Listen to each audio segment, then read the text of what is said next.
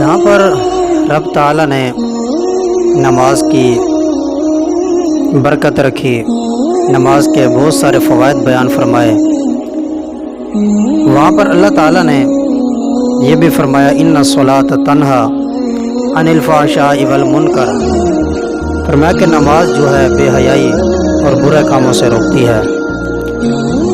میرے اور آپ کے آقا و مولا سرور کونین صلی اللہ تعالی علیہ وآلہ وبارک وسلم کے پاس ایک شخص آیا اور آ کر عرض کرنے لگا، یا رسول اللہ صلی اللہ علیہ وآلہ وسلم، ایک شخص ہے وہ رات کو نماز پڑھتا ہے، صبح اٹھ کر وہ چوری بھی کرتا ہے۔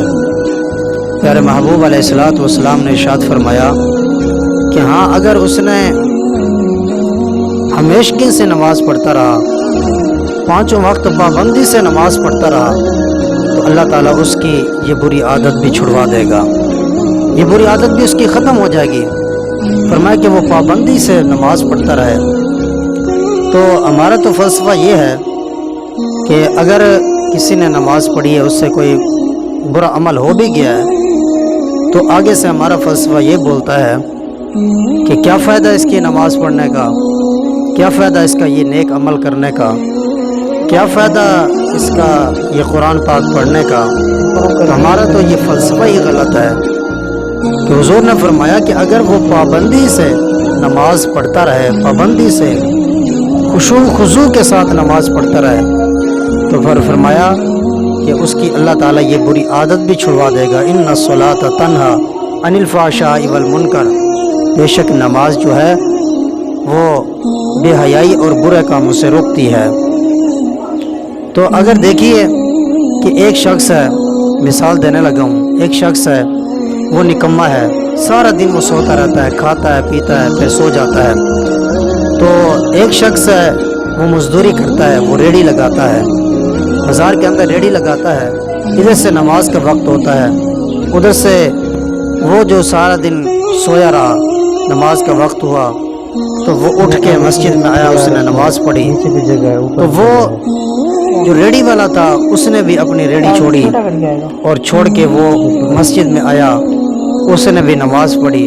اب یہ بتائیے کہ ہمت کس نے کی؟ نماز تو اس نے بھی پڑھی جو سارا دن سوتا رہا، جو سارا دن کھاتا رہا، اس کے بعد سو گیا، پھر اٹھ کے اس نے نماز پڑھی۔ تو فرمایا کہ ہمت کس نے کی؟ ہمت اس نے کی، کیوں؟ ریڑھی والے نے، کہ اس کے پیچھے ایک آزمائش کھڑی تھی، وہ اپنا کام کاج چھوڑ کر آیا تھا، اب اس کا دل نہیں لگ رہا کہ اس کے پیچھے ایک آزمائش کھڑی تھی کہ کوئی میرا سودا اٹھا کے لے جائے گا، اتنے کی روزی ہے، 4-5 ہزار کی روزی ہے۔ تو اب وہ نماز کا وقت بھی ہوا، گاہک ادھر سے چلے جائیں گے، لیکن اب ہمت کس نے کی؟ اس ریڑھی والے نے کی، کیونکہ اس کے پیچھے ایک آزمائش کھڑی تھی۔ تو بھائی، اگر نماز کے اندر دل نہ بھی لگے، ایک شخص کہتا ہے دل نہیں لگتا نماز کے اندر، بھائی دل نہ بھی لگے تو بھی نماز پڑھو۔ اگر دکھ ہیں، مصیبتیں ہیں، پریشانیاں ہیں، پیچھے سارے معاملات ہیں، تو پھر بھی سب معاملات کو چھوڑ کر نماز پڑھو۔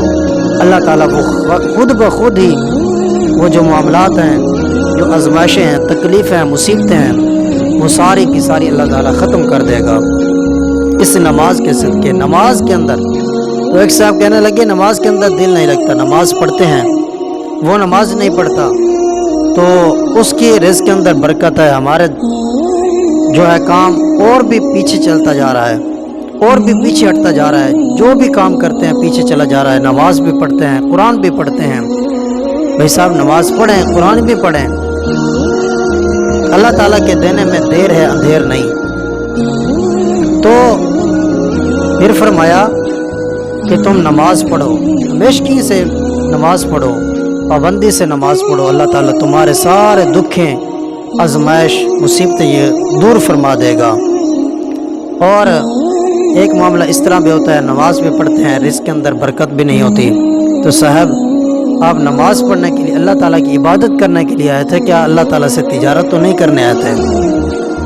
اللہ تعالیٰ سے تجارت تو نہیں کرنے آئے تھے، حضرت امام اعظم ابو حنیفہ رحمۃ اللہ تعالی علیہ میرے اور آپ کے امام، وہ ان کا پڑوسی یہ کہتا ہے کہ کیونکہ اس کا پڑوسی یہودی تھا، اس کے گھر کے اندر عورتیں تھیں نہیں، تو حضرت امام اعظم ابو حنیفہ رضی اللہ تعالی عنہ جو ہیں چھت پر چڑھ جاتے ہیں، اللہ تعالیٰ کی عبادت کے اندر مصروف رہتے ہیں، بڑے لمبے لمبے قیام کرتے ہیں، لمبے لمبے قیام کرتے ہیں۔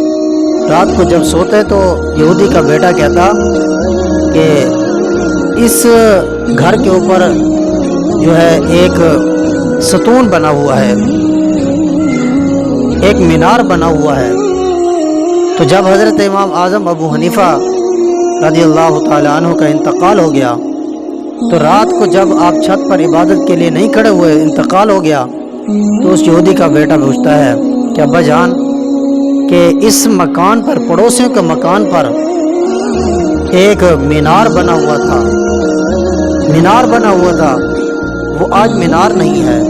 تو وہ یہودی کہتا اپنے بیٹے کو، بیٹا وہ مینار نہیں تھا، وہ مینار نہیں تھا، وہ پلر نہیں تھا، وہ حضرت امام اعظم ابو حنیفہ رضی اللہ تعالیٰ عنہ چھت کے اوپر کھڑے ہو کے اللہ تعالیٰ کی عبادت کیا کرتے تھے، اتنے خشوع خضوع کے ساتھ کہ اتنے لمبے لمبے قیام فرماتے آپ۔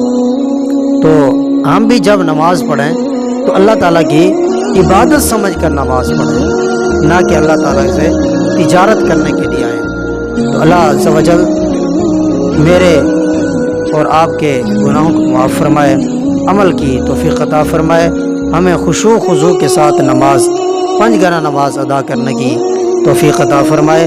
وآخر دعوانا الحمد للہ رب العالمین۔